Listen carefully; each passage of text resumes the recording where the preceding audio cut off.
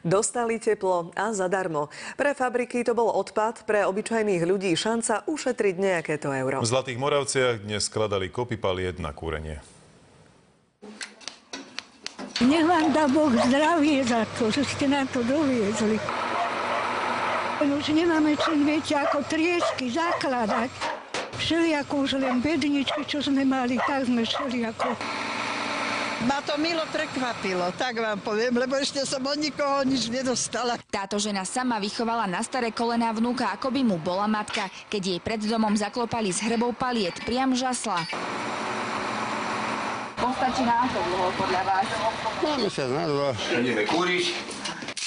Nech je teplúčko, deti nebudú mrzniť. Tento muž žije v mestskom byte v Zlatých Moravciach. Žena ho vraj pred rokmi opustila, dvoch postihnutých chlapcov vychováva sám. Žije skromne a vraj slušne. Pri potok si chodím, kde sú panuté stromy. Zoberiem kárečka.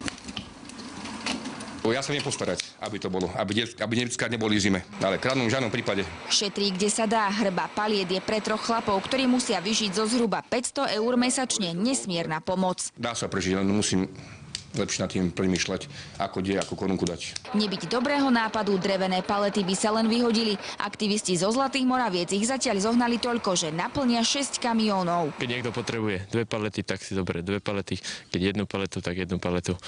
Tak koľko kto potrebuje. Ľudí, ktorým sa takéto drevo zadarmo zíde, hľadali s úradom práce. Spoliehajú sa však, že zakrátko sa ozvú aj ďalší. Kto si po palety na kúrenie nemôže zajsť sám, tomu takúto kopu zložia priamo pred domom. Nielen v meste, no aj v okolitých dedinách je vraj veľa ľudí, ktorí aj na drevo len ťažko našetria a práve núdznym chcú takto pomôcť. Zo Zlatých Moraviec Monika Koleková, televízia Markíza.